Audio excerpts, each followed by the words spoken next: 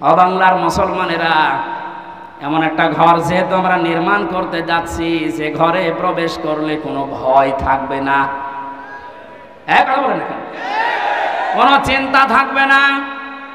বলেন বলেন, এমন একটা ঘরে আমরা যেতে প্রবেশ করতে ইচ্ছা করছি বা প্রবেশ করব বলে আশা করছি, যে ঘরের ভেতরে, ঘরের এরিয়াতে গেলে কোনো চিন্তায় থাকবে না। ঘরের পাশে যে যদি ছিনতাইকারী ধরে, ঘরের ভেতরে যারা বসবাস করছে, ওরা দা নিয়ে, খন্তা নিয়ে, বটি নিয়ে, কথা বুঝতেছে, বাড়ির ভেতর থেকে এসে ছিনতাইকারীকে এই ঝিনাইদহ সাবেক এমপির মতো টুকরা টুকরা করে ফেলবে। আমার মনে হচ্ছে এরা না বুঝে চিল্লাচ্ছে না, আমি জানি আপনারা বুঝে ফেলেছেন।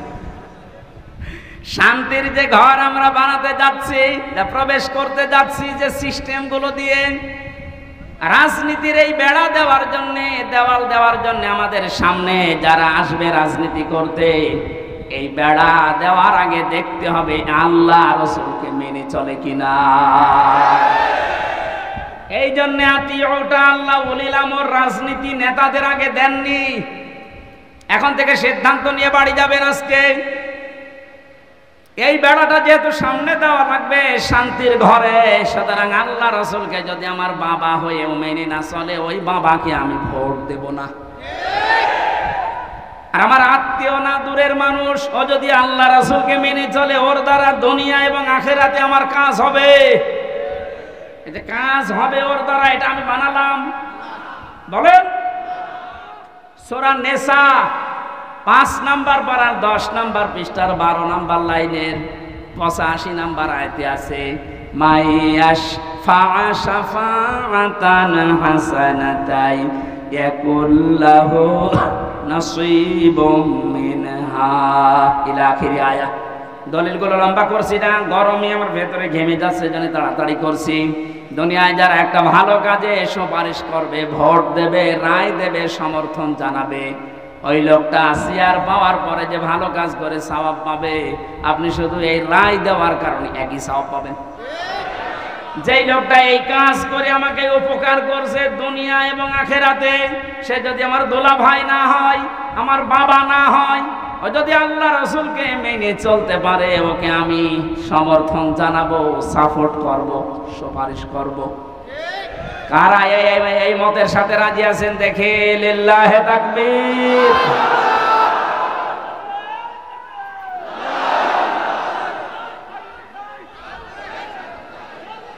এই কথা বোঝার চেষ্টা করে, আমি এখন যেটা বললাম এটা তো রাজনীতি হয়ে গেল না। না, এটা যদি রাজনীতি মনে হয় তাহলে সূরা নিসার 59 নাম্বার আয়াত কেটে আপনি বাদ দিয়ে দেবেন।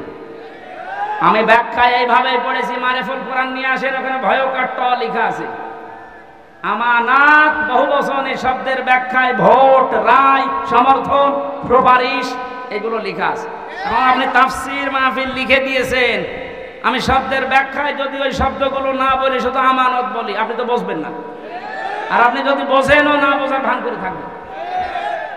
এখন আর ভান করার অভ্যাস আছে না, 5 তারিখের আগে ছিল। এখন আর ভান করার অভ্যাস নেই, যা পড়ি ওইটাই বলি ইনশাআল্লাহ। আগে তো এই যশোরে যাওয়ার জন্য সেই কুষ্টিয়া ঘুরে আসতাম, এখন একেবারে সরাসরি চূড়ামন কাঠি দিয়ে উঠব। রাজনীতির বেড়াটা ঠিক করবেন আশা করছি। 2 নম্বরে বেড়ার নাম পেয়েছি আমি সমাজনীতি, 3 নম্বরে পরিবার নীতি, 4 নম্বরে আন্তর্জাতিক যে নীতিটা আছে এটা। এবার আমি 3টা বেড়ার কথা বললাম। পারিবারিক নীতির যে বেড়া, আমি ব্যাখ্যায় যাব। আর কয়েকটা জিনিস লাগে ঘর বানাতে। আমরা দেখি শুধু বেড়া দিলে ঘর হবে না, ছাউনি দেওয়া লাগবে, চাল দেওয়া লাগবে, ছাদ দেওয়া লাগবে। গ্রাম্য মানুষ যারা ঘর বানায়, 4 চালা ঘর, এদিকে একটা, এদিকে একটা, ওইদিকে একটা, এইদিকে একটা, চাল লাগে কয়টা? আমি কোরআনে কারিম থেকে 4টা চাল বানিয়েছি। 1 নম্বরে ইমানের চাল। যদি কেউ শুধু ছাদ দিতে চায়, পুরা ইমানটা দিয়ে ঢেকে দিলেই সম্ভব, আর অসুবিধা নেই। যদি 4টা চাল কেউ দিতে চায়, কোরআন জানিয়েছে সৎকর্মের চাল দেওয়া লাগবে, যুদ্ধনীতির চাল দেওয়া লাগবে, সমাজনীতির চাল দেওয়া লাগবে। এই চালগুলো যদি একটা একটা করে কোরআন যেভাবে দিতে জানিয়েছে ওইভাবে আমরা দিতে পারি, শুধু চাল দিলেই হবে না, ঘরে প্রবেশ করার জন্য একটা দরজা লাগবে। আল্লাহ পাক যে দরজার ঘোষণা দিয়েছেন কোরআনে, লা ইলাহা ইল্লাল্লাহু মুহাম্মাদুর রাসূলুল্লাহ। আল্লাহর এই শান্তির ঘরে যদি কেউ প্রবেশ করতে চান তাহলে এই কালেমা পড়ে এই দরজা দিয়ে প্রবেশ করা লাগবে। গত পরশুদিন আমার চুয়াডাঙ্গায় ছিল, স্বামী স্ত্রী দুইজন এই দরজা দিয়ে অলরেডি প্রবেশ করেছে। এর কয়েকদিন আগে ছিল গাইবান্ধা, সরঞ্জিত নাকি নাম যেন, এই লোকটা এই দরজা দিয়ে আল্লাহর এই শান্তির ঘরে অলরেডি প্রবেশ করেছে।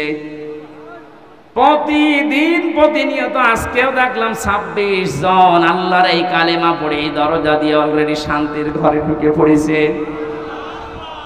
আমরা তো আগে থেকেই ঢুকে বসে আছি। তাহলে আল্লাহ যে ঘর বানাতে বললেন, এই ঘরের দরজার নাম কালেমা। নাম কি? জবান খুলে একবার পড়েন, লা ইলাহা।